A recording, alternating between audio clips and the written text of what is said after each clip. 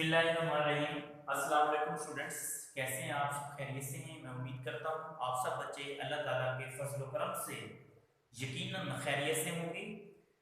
Physics FSc part 2 chapter number 17 solid state physics, इसका आज हम वेरी नेक्स्ट टॉपिक डिस्कस करने जा रहे हैं students, electrical properties of solids. इससे पहले हमने डिस्कस किया मैकेनिकल प्रॉपर्टीज ऑफ सॉलिड्स, उसके बाद फिर हमने उसके अंदर इलास्टिक लिमिट और स्ट्रेन एनर्जी डिस्कस किया। आज हम इलेक्ट्रिकल प्रॉपर्टीज ऑफ सॉलिड्स पढ़ेंगे, मतलब सॉलिड्स का जो इलेक्ट्रिकल बिहेवियर है उसके बारे में आज हम डिस्कस करते हैं। तो ये एज अ शॉर्ट क्वेश्चन आप स्टूडेंट्स याद रखेंगे। Solids are divided into three groups. Solids को तीन हिस्सों में तकसीम किया गया है। किसकी वजह से ये याद रखना है? Due to their conduction ability. इनकी कंडक्शन एबिलिटी की वजह से, मतलब ये किस लिहाज से और कितना कितना इलेक्ट्रिसिटी को कंडक्ट करते हैं, इनकी काबिलियत कितनी है। कंडक्शन एबिलिटी भी इनकी कंडक्ट करने की करंट को या इलेक्ट्रॉन्स को कितनी एबिलिटी है, कितनी ये काबिलियत रखते हैं। सबसे पहले हम डिस्कस कर लेते हैं ये जो तीन इनके ग्रुप्स हैं उनमें कंडक्टर है पहला, दूसरा है इंसुलेटर और तीसरा है सेमीकंडक्टर। कंडक्टर कंडक्शन से निकला है, मतलब दे कैन कंडक्ट, ये कंडक्ट कर सकते हैं इलेक्ट्रिसिटी को इजीली, आसानी के साथ। देयर कंडक्टिविटी ऑर्डर इज 10 की पावर 7 पर ओम पर मीटर होता है। ये वेरी इंपॉर्टेंट एमसीक्यू है, इसलिए मैंने हाईलाइट कर दिया। इनकी कोई एग्जांपल कंडक्टर्स की बहुत सारी एग्जांपल है हमारी रूटीन लाइफ में, लेकिन यहाँ पे हम 2 से 3 मेंशन करेंगे। Copper, gold and silver are good examples of conductors. Next one insulators, दूसरा इनका ग्रुप जो है सॉलिड्स का, वो है कंडक्शन के लिहाज से इंसुलेटर। ये क्या होते हैं? They can not conduct electricity, ये इलेक्ट्रिसिटी को कंडक्ट करते ही नहीं। क्यों? क्योंकि ये इंसुलेटर है, ये वो मटेरियल होते हैं जो इलेक्ट्रिसिटी को कंडक्ट नहीं करते। इनकी कंडक्टिविटी की जो रेंज है वो कितनी होती है? 10 की पावर -10 पर ओम पर मीटर। क्या मतलब हुआ कि वेरी लो रेंज होती है। ये आप एमसीक्यू के तौर पे याद रखेंगे, 10 की पावर -10 पर ओम पर मीटर। इनकी कोई एग्जांपल वुड, प्लास्टिक, ग्लास वगैरह, ये सारे के सारे इंसुलेटर होते हैं। लकड़ी, शीशा और ये प्लास्टिक जितनी भी हैं, ये सारी की सारी किसकी एग्जांपल्स हैं? इंसुलेटर। इसके बाद नेक्स्ट वन आता है थर्ड ग्रुप इनका, सेमीकंडक्टर। सेमी का मतलब होता है हाफ, आधा, ठीक है। सेमीकंडक्टर मतलब ये आधे तो कंडक्टर होते हैं, आधे कंडक्टर नहीं होते। मतलब क्या हुआ कि इंटरमीडिएट या इन बिटवीन इनकी जो रेंज है कंडक्टिविटी की, वो कंडक्टर और इंसुलेटर के दरमियान में होती है। या आप भी कह सकते हैं कि their conductivity is intermediate. Intermediate होती है, दरमियाने दर्जे की होती है। किसके दरमियाने दर्जे की? कंडक्टर और इंसुलेटर के दरमियान। कहां से कहां तक? फ्रॉम 10 की पावर -6 से लेके 10 की पावर -4 पर ओम पर मीटर तक। इनकी कोई example germanium and silicon, Ge for germanium और Si फॉर सिलिकॉन, ये इनकी गुड एग्जांपल है सेमीकंडक्टर। इसके बाद वेरी नेक्स्ट टॉपिक है हमारा इन्हीं इलेक्ट्रिकल बिहेवियर के लिहाज से एनर्जी बैंड थ्योरी। ये इन्हीं के रिलेटेड है, इलेक्ट्रिकल प्रॉपर्टीज के रिलेटेड है।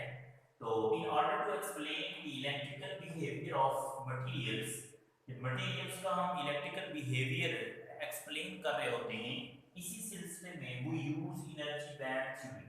हम एनर्जी बैंड थ्योरी इस्तेमाल करते हैं बेस्ड ऑन, जो कि किसकी बुनियाद पर बनाई गई है? Wave mechanical model. दो मॉडल हैं, एक फ्री इलेक्ट्रॉन मॉडल जो कि नील बोर एटॉमिक मॉडल आप पढ़ते आए हैं, और एक है वेव मैकेनिकल मॉडल। तो आपने याद रखना है एनर्जी बैंड थ्योरी में जो इलेक्ट्रिकल बिहेवियर है एटम्स का, या ये आप कह सकते हैं मटेरियल्स का, सॉलिड्स का, वो किस बेस पे है? वेव मैकेनिकल मॉडल की बेस थ्योरी पे है, instead on free electron theory based on bore. इसकी बजाय, मतलब बोर मॉडल की बजाय इस मॉडल पे है wave mechanical model. Electrons of an isolated atom, isolated atom के अगर आप इलेक्ट्रॉन्स लें are bound to the nucleus, और वो न्यूक्लियस के साथ बाउंडेड होते हैं, मतलब न्यूक्लियर फोर्सेस के साथ वो इलेक्ट्रॉन जो हैं वो बाउंड होते हैं। और आपको ये भी याद होना चाहिए प्रोटॉन और न्यूट्रॉन ये एक एटम के न्यूक्लियस के अंदर बाउंड होते हैं, लेकिन जो इलेक्ट्रॉन होते हैं वो न्यूक्लियस के अराउंड बाहर ऑर्बिट्स में रिवॉल्व करते हैं। तो इस तरह से but when two atoms brought near to each other, जब आप इस तरह के दो आइसोलेटेड एटम्स को करीब करीब लाते हैं, इस दौरान होता ये है कि ईच इनका जो हर लेवल होता है ये स्प्लिट कर जाता है, क्योंकि आपने याद रखना है एक आइसोलेटेड एटम जो है ये न्यूक्लियस के साथ बाउंड होता है और इसके अंदर डेफिनेट एनर्जी लेवल्स होते हैं। वो एनर्जी लेवल जिनको आप ऑर्बिट्स का नाम देते हैं, एनर्जी शेल्स भी कहते होते हैं, ये खास किस्म के एनर्जी लेवल्स होते हैं। तो आप इस तरह के आइसोलेटेड एटम्स दो जब आप करीब लाते हैं तो उस दौरान जो भी इनके एनर्जी लेवल्स होते हैं स्टूडेंट्स, वो स्प्लिट अप, हर एक एनर्जी लेवल फिर दो हिस्सों में तकसीम हो जाता है। दोनों एटम्स के जो एनर्जी लेवल्स थे उनमें से ईच लेवल, हर एक एनर्जी लेवल टू सब लेवल्स में डिवाइड हो जाता है, स्प्लिट हो जाता है, जिनको हम स्टेट्स कहते हैं, एनर्जी स्टेट्स का नाम देते हैं। और ये जो परमिसिबल एनर्जी स्टेट्स हैं, ये जो मुमकिन इनकी ये जो आप कह रहे हैं परमिशन से निकला है, मतलब ये जो इनकी मुनासिब जायज किस्म की ये जो एनर्जी स्टेट्स बनती हैं ये डिस्क्रीट और क्लोजली स्पेस्ड होती हैं। डिस्क्रीट भी अलग अलग होती हैं और दूसरा साथ साथ जुड़ी होती हैं। In between two permissible energy states, इन दो ये जो मुनासिब किस्म की एनर्जी स्टेट्स होती हैं इनके दरमियान एक रेंज आती है एनर्जी स्टेट की, which is not occupied by electron, जिसके अंदर इलेक्ट्रॉन होते ही नहीं। मतलब ये एनर्जी स्टेट जो दो परमिसिबल एनर्जी स्टेट्स के दरमियान में पाई जाती है, इसके अंदर इलेक्ट्रॉन ऑक्युपाई नहीं होते, इलेक्ट्रॉन पाए नहीं जाते, ये इलेक्ट्रॉन से घिरी हुई नहीं होती। तो इस किस्म की एनर्जी स्टेट को हम फॉरबिडन एनर्जी गैप का नाम देते हैं। वेनस इलेक्ट्रॉन क्या होते हैं? वो इलेक्ट्रॉन जो आउटर मोस्ट ऑर्बिट्स में पाए जाते हैं, जब वेनस ऑर्बिट्स में पाए जाते हैं उनको हम वेनस इलेक्ट्रॉन कहते हैं। और एक होता है वेनस बैंड। ये क्या होता है?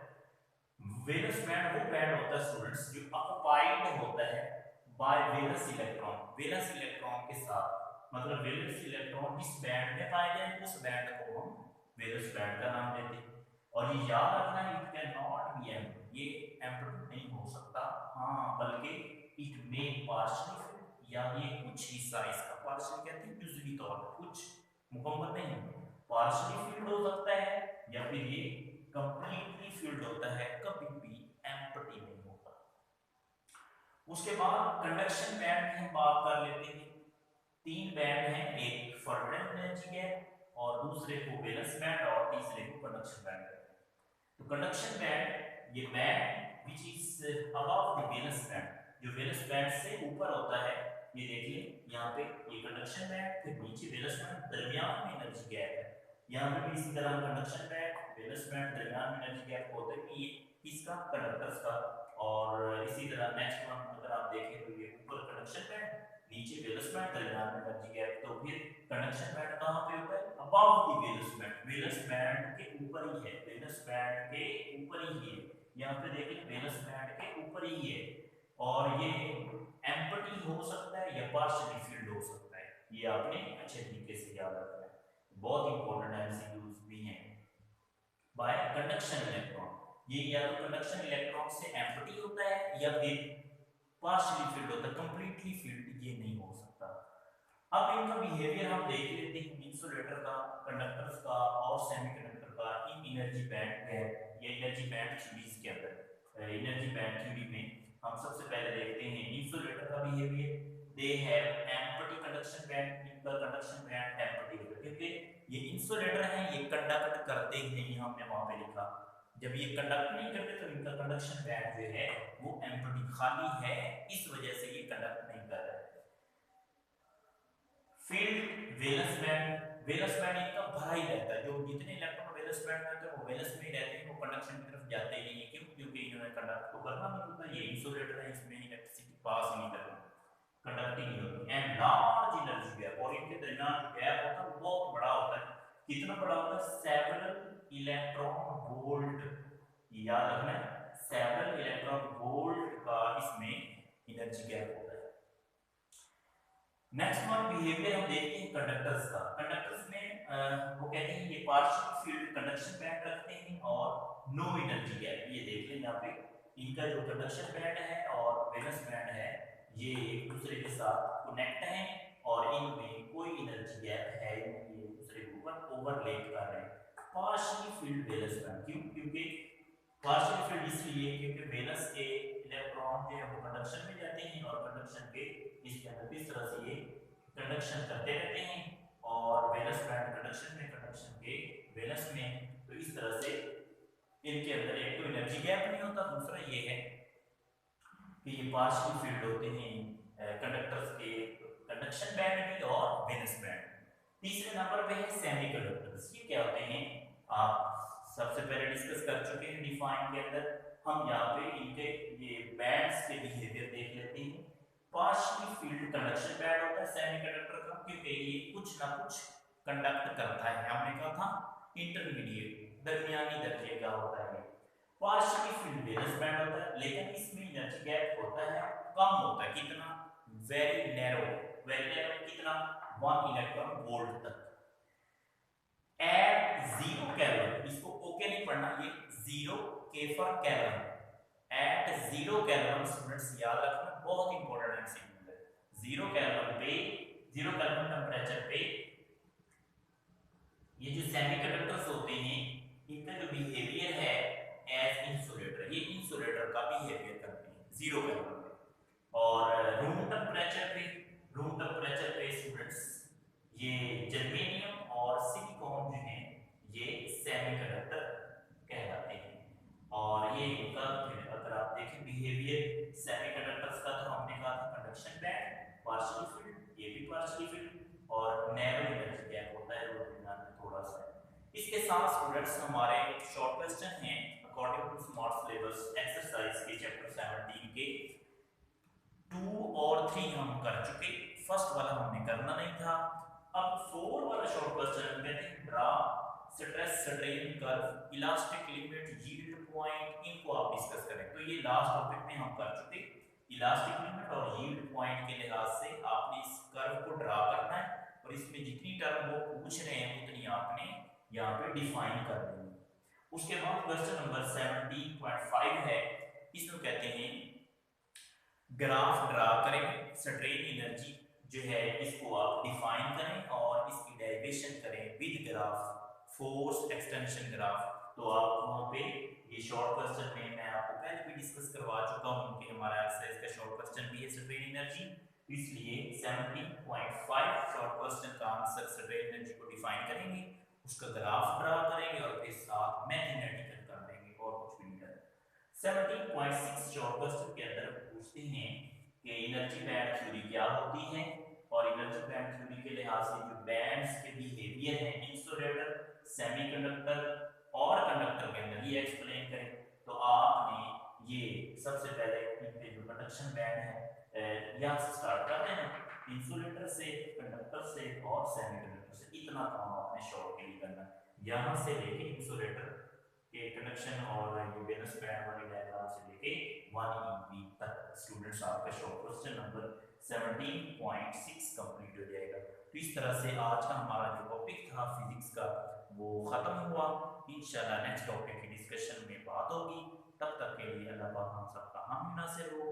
अल्लाह हाफिज़ स्टूडेंट्स।